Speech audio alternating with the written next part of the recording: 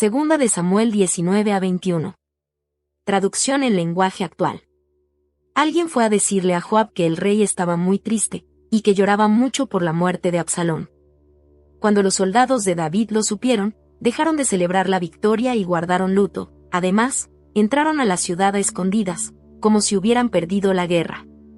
Mientras tanto, el rey David se cubría la cara, y a gritos lloraba diciendo: «Absalón, hijo mío.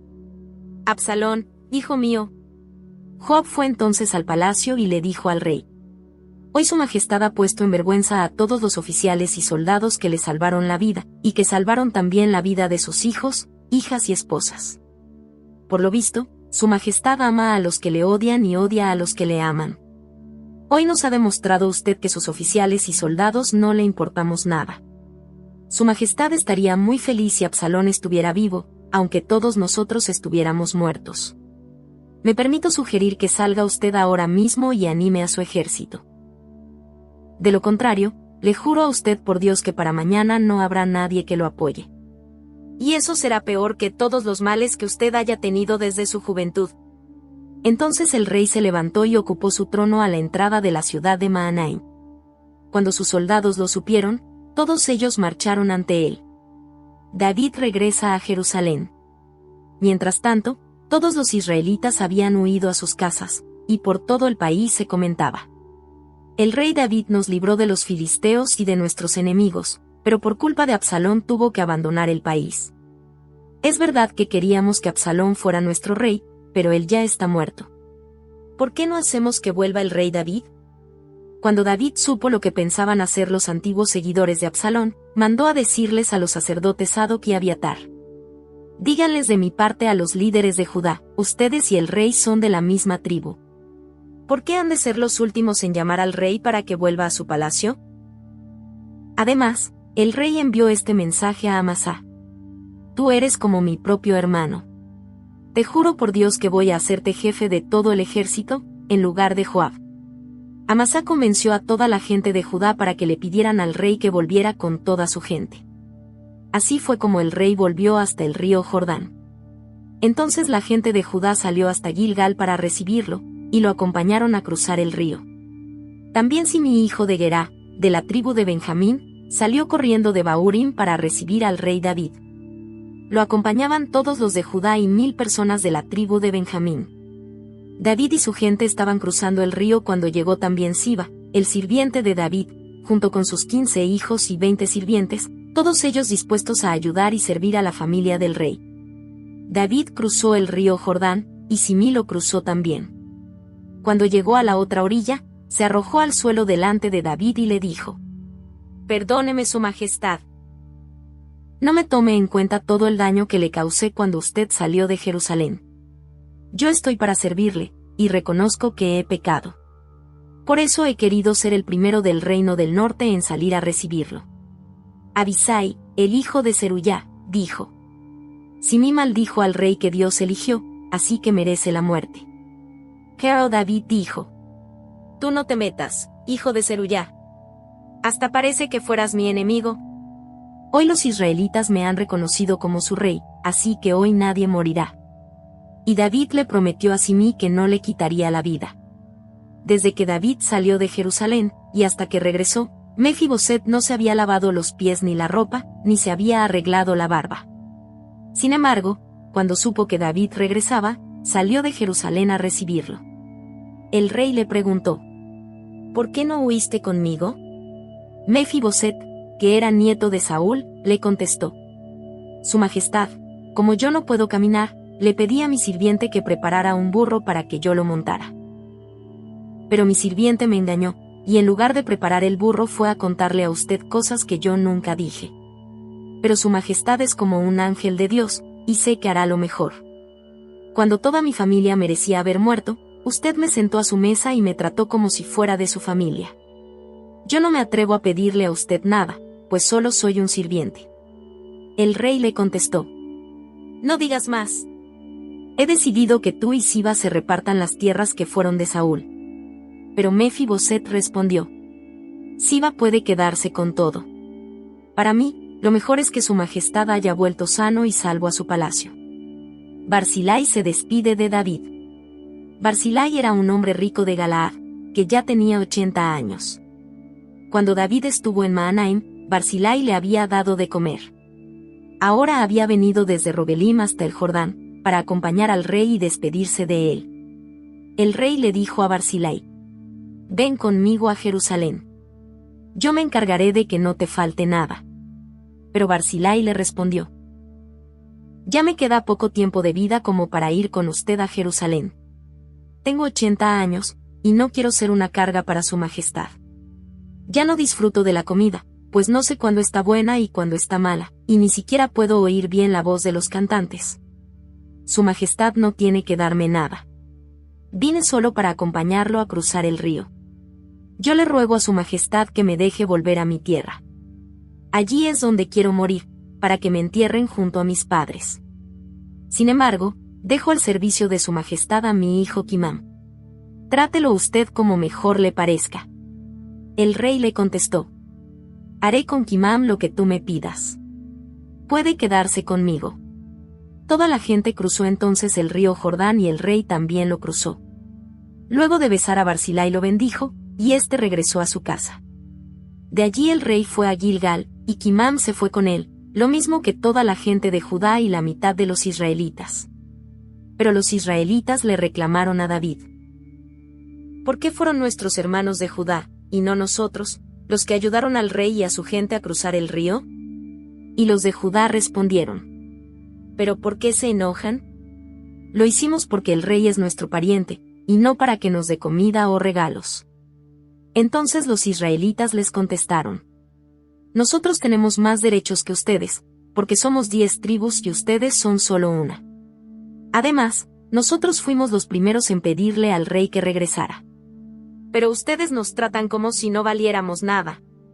Sin embargo, los de Judá se portaron muy groseros con los israelitas. Seba se rebela contra David. En Gilgal estaba Seba hijo de Bicri, que era de la tribu de Benjamín. Como Seba era muy malo, tocó la trompeta y dijo: «Israelitas, regresemos a nuestras casas. No tenemos nada que ver con David, ni ganamos nada con seguirlo». Al oír esto, todos los israelitas dejaron a David y siguieron a Seba. Sin embargo, los de Judá fueron fieles a David y lo siguieron desde el río Jordán hasta Jerusalén. Cuando David llegó a Jerusalén, encerró en una casa a las 10 mujeres que había dejado cuidando su palacio. Desde entonces ellas vivieron como si fueran viudas, pues aunque David siguió manteniéndolas, ya no volvió a tener relaciones sexuales con ellas. Después de eso, el rey le dijo a Amasá: «Tú eres el jefe de mi ejército, así que reúne a todos los soldados de Judá, y ven a verme con ellos dentro de 3 días». Amasá fue a reunirlos, pero se tardó más tiempo. Por eso David le dijo a Abisai: «Ahora Seba puede causarnos más problemas que Absalón. Así que toma a tus mejores soldados y ve a perseguirlo. De lo contrario, se irá a alguna ciudad bien protegida y se nos escapará». Abisai salió de Jerusalén y se fue a perseguir a Seba, acompañado de Joab y sus soldados, y también de los mejores guerreros del grupo filisteo. Cuando llegaron a Gabaón, donde había una gran piedra, se encontraron con Amasá. Joab llevaba puesta su ropa de campaña. En la cintura llevaba una espada sujetada por un cinturón, pero al caminar se le cayó. Joab la recogió y se acercó a saludar a Amasá. Con la mano derecha le tomó la barba, como si fuera a besarlo, y le preguntó: «Hermano, ¿cómo te va?».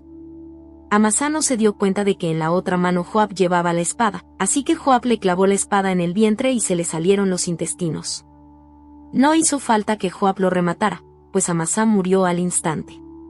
Uno de los soldados de Joab se paró junto a Amasá y dijo: «Los que estén a favor de David y de Joab, sigan a Joab». Pero todos los que pasaban se detenían a ver a Amasá, pues estaba tirado a la mitad del camino y bañado en su propia sangre. Entonces el soldado arrastró a Amasá hasta el campo y lo cubrió con una capa. Así ya nadie se detuvo a mirarlo, y todos se fueron tras Joab y su hermano Abisai para perseguir a Seba. Mientras tanto, Seba andaba recorriendo todas las tribus de Israel, y en la ciudad de Abel Bet-Maacá se le unieron los familiares de su padre Bicri. Cuando llegaron Joab y su ejército, rodearon la ciudad, y para entrar en ella, construyeron una rampa junto a la muralla. Luego, todo el ejército comenzó a derribar la muralla.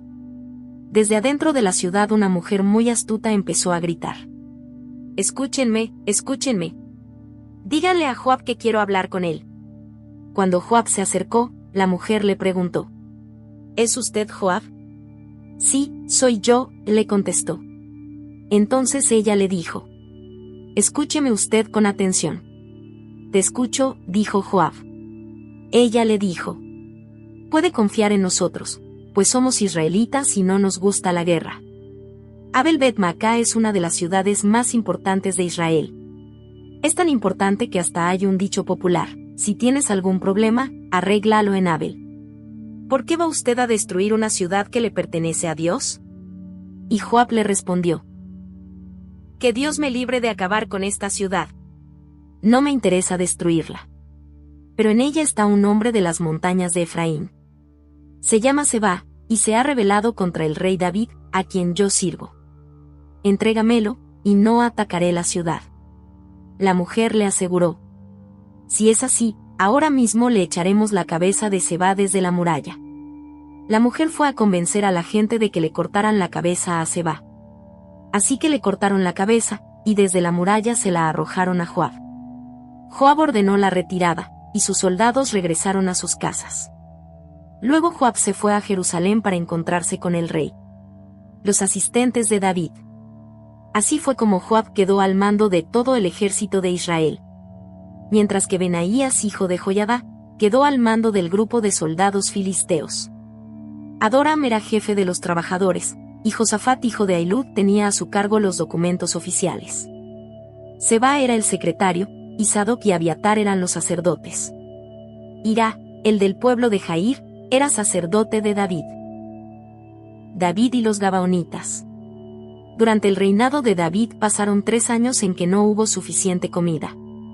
David le preguntó a Dios por qué los trataba tan mal, y Dios le respondió: «Si ahora ustedes no tienen que comer, la culpa es de Saúl y de su familia, pues él mató a muchos Gabaonitas». Los Gabaonitas no eran israelitas, eran parientes de los amorreos, pero en los días de Josué, los israelitas habían hecho con ellos un pacto de paz. Sin embargo, Saúl había tratado de destruirlos para que Israel y Judá controlaran todo el territorio.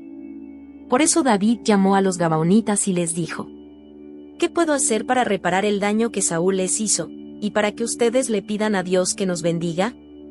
Los Gabaonitas le contestaron: «Nosotros no queremos dinero, ni tampoco queremos que muera ningún israelita». El rey David volvió entonces a preguntarles: «Pues, ¿qué quieren que haga por ustedes?». Y ellos le respondieron: «Dios eligió a Saúl como rey de Israel, pero él trató de destruirnos. Queremos que usted nos entregue a 7 de los familiares de Saúl. Vamos a matarlos frente al santuario de Dios, que está en Gibeá, pueblo de Saúl». El rey David se comprometió a entregarles a 7 familiares de Saúl. Debido al juramento que ante Dios David le había hecho a Jonatán, le perdonó la vida a su hijo Mefiboset. Sin embargo, apresó a Armoní y Mefiboset, los 2 hijos que Saúl había tenido con Rispa, la hija de Aía. Y también les entregó a 5 nietos de Saúl, hijos de su hija Merab y de Adriel, el hijo de Barzilai, de Meolá. Los Gabaonitas mataron a estos 7 descendientes de Saúl al mismo tiempo. Los mataron en un cerro, frente al santuario de Dios. Esto sucedió durante la cosecha de la cebada.